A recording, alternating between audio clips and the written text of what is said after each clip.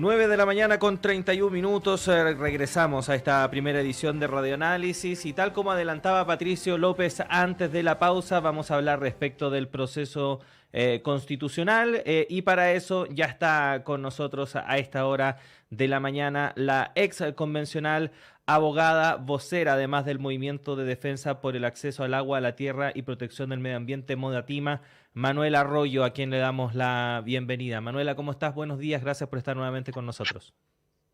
Hola, buenos días, gracias por la invitación y por el espacio para conversar. Sí, vamos a hablar respecto de lo que finalmente se concretó la semana pasada con la presentación de las propuestas de artículos que los comisionados de esta instancia, que recordemos fue designada por el Congreso Nacional, establecieron para los distintos capítulos de la nueva propuesta de constitución.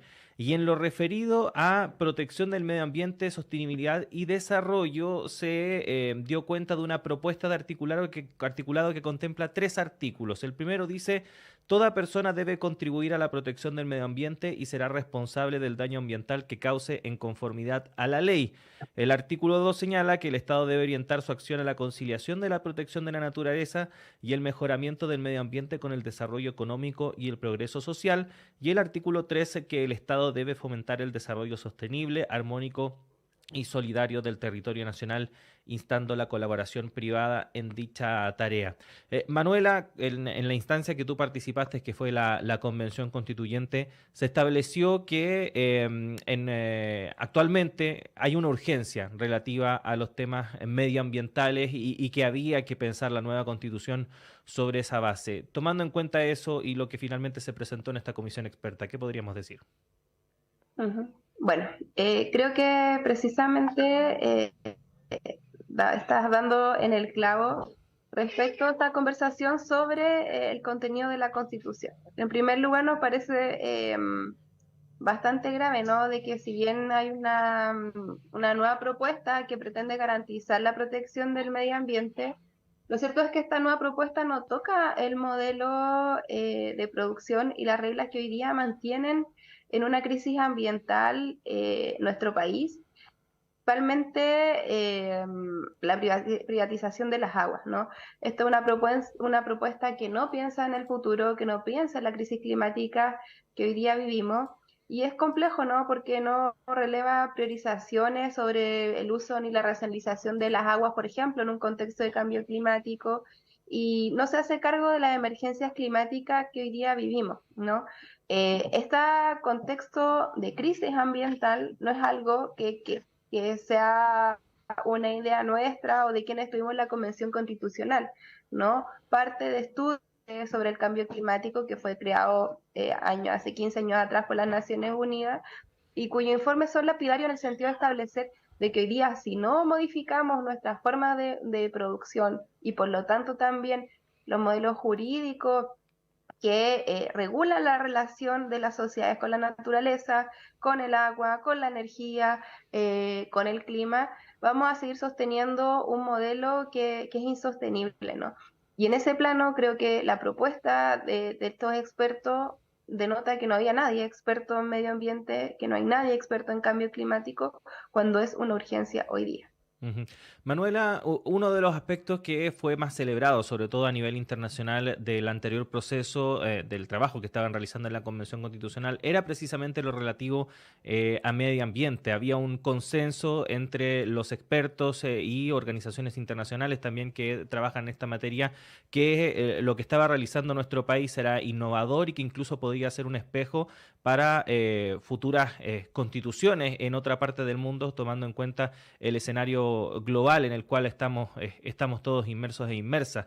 En ese sentido, el hecho que finalmente en esta propuesta, o por lo menos como se está viendo hasta ahora, este tema esté más acotado, más general y que va un poco en la línea también respecto de lo que han planteado los comisionados en torno a que buscan una constitución que sea más reducida, que deje supuestamente más espacio para que se pueda trabajar a partir de ahí. ¿Qué podríamos decir también respecto de eso? Eso eh, no es, esta propuesta es reducida en las cosas que debiese extenderse y es súper concreta en otros aspectos. Por ejemplo, si vamos a hablar en temas ambientales, como movimiento leímos con especial preocupación aquella parte que dice el agua en cualquiera de sus estados es un bien nacional de uso público. Los derechos de particulares sobre las aguas, reconocidos o constituidos en conformidad a la ley, otorgarán a sus titulares la propiedad sobre esto. Es decir, no es que sea algo general que no toque temas legales. Aquí precisamente esta propuesta constitucional continúa la privatización de las aguas a nivel constitucional. Y eso es grave, porque hoy día vivimos en un contexto muy diverso al de 1980, además de los temas políticos, el escenario político, etcétera, ¿no? Pero 50 años más tarde, 40 años más tarde, no podemos pretender y omitir que existe una emergencia climática, de que la temperatura a nivel global ha crecido y eso tiene efectos inmediatos respecto al ciclo del agua y a la escasez hídrica.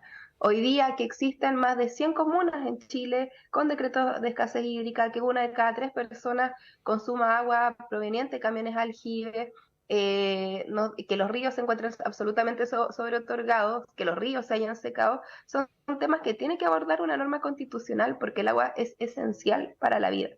Y aquí en el fondo lo que se plantea en esta propuesta, en este breve articulado, uno, es perpetuar el modelo de privatización de las aguas y dos, referirse al medio ambiente en términos de los años 80, muy regresivo, no habla de cambio climático, no habla de responsabilidad empresarial, no habla también del rol que debe tener el Estado en la mitigación y la adaptación respecto al cambio climático, y en ese sentido creemos que lo que hace no es decir términos muy generales como una especie de ponderación entre la iniciativa privada, el modelo económico y la protección de la naturaleza, pero no se hace cargo de algo que es muy relevante, que hoy día estamos en emergencia climática, de que tenemos la posibilidad de tener una nueva constitución que se adapte al cambio climático y que también revise la relación que hoy día tenemos entre nuestro modelo económico y la naturaleza. Y creo que eso es una gran pérdida lo que está pasando. Ujú.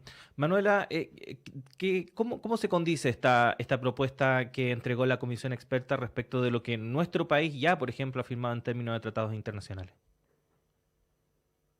Es que es complejo, ¿no? Porque en el fondo los tratados internacionales avanzan hacia un horizonte común que es la reducción, por un lado, de las temperaturas a nivel global. Por ello, Chile también es parte del Acuerdo de París, ¿no? Que busca reducir hasta llegar, ¿no? Solamente hasta un calentamiento de 1,5 grados de aquí al 2030.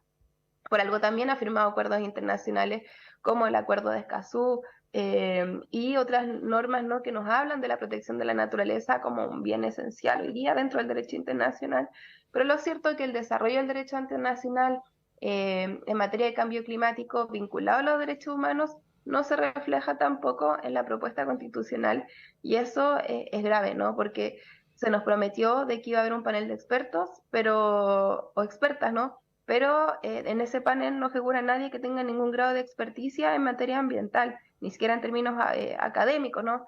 Y eso se nota en el papel. Y en definitiva, ¿no? Hay una propuesta muy regresiva y que como nosotros como movimiento lo hemos denunciado a nivel internacional, tanto la semana pasada en las Naciones Unidas fue Rodrigo Mundaca a explicar cómo se vive la privatización en Chile del agua, se conversó con el secretario general de las Naciones Unidas y ambos tuvieron el mismo acuerdo, ¿no? De que la privatización del agua vulnera derechos humanos y luego también hemos estado a nivel internacional también contando y denunciando lo que pasa en Chile, ¿no? El único país del mundo en que existe privatización tanto en el acceso como en la gestión respecto al agua, y eso derechamente vulnera derechos humanos y vulnera los estándares que el Comité de Derechos Económicos Sociales ha establecido desde el año 2010, la jurisprudencia interamericana respecto a la existencia del derecho al agua como un derecho humano que debe ser garantizado por los estados. Y en ese plano creo que esta propuesta es muy regresiva y no se hace cargo, ¿no? del avance del derecho internacional ambiental en la materia. Ujú. Manuela, estamos conversando con Manuela Arroyo, abogada, ex convencional, vocera del Movimiento de Defensa por el Acceso al Agua, la Tierra y la Protección del Medio Ambiente, Modatima, a propósito de la redacción del articulado sobre medio ambiente que propuso el Comité de Expertos la semana pasada a propósito de este nuevo proceso constitucional. Manuela, lamentablemente la memoria colectiva es frágil y más aún en un contexto en el cual durante la discusión del pasado plebiscito estuvo contaminado de mucha desinformación y también relativos a algunos temas específicos. ¿Qué aspectos que estaban contenidos en la propuesta que elaboró la Convención Constitucional se adecúan precisamente a las necesidades que establece la urgencia climática en la cual estamos inmersos hoy en día y que debiesen ser consideradas en este nuevo proceso constitucional? Bueno, yo creo que primero hay principios constitucionales, como por ejemplo el principio de acción climática, que se puede elevar y establecer a nivel constitucional. También, como lo ha señalado el derecho internacional en materia de principios, podemos decir también de que la protección del clima y la responsabilidad sobre el cambio climático es de orden público, ¿no? Es una materia que tiene que ser esencial para el Estado y para los Estados. Y además también podemos ver que tanto en términos de protección de derechos como el derecho humano al agua o como también la protección de los ecosistemas, puede ser en clave de derechos de la naturaleza o no, eso también es discutible. Creo que es importante no también pensar en mecanismos de protección para las comunidades. Por un lado, no, hoy día no existe de nuestra institucionalidad ningún organismo público que pueda defender a las personas en el caso de que tengan alguna afectación de sus derechos ambientales. Ejemplo, no sé, Quintero Puchuncaví, lo que vemos que viene pasando todas las semanas. Si la gente que sigue estando afectada en las escuelas, en las comunidades en Quintero y Puchuncaví, quiere demandar o presentar una acción de reclamación ambiental o de daño ambiental, tiene que contratar un abogado o una abogada, porque en Chile no existe una defensoría gratuita para la naturaleza. Por otro lado, también creemos que es importante que la gestión y la participación, la toma de decisiones ambientales tiene que estar garantizada. Y eso no está en esta nueva propuesta constitucional. Entonces, además ¿no? de pensar en que tiene que haber una declaración respecto a ciertos principios sobre el cambio climático, la acción ambiental.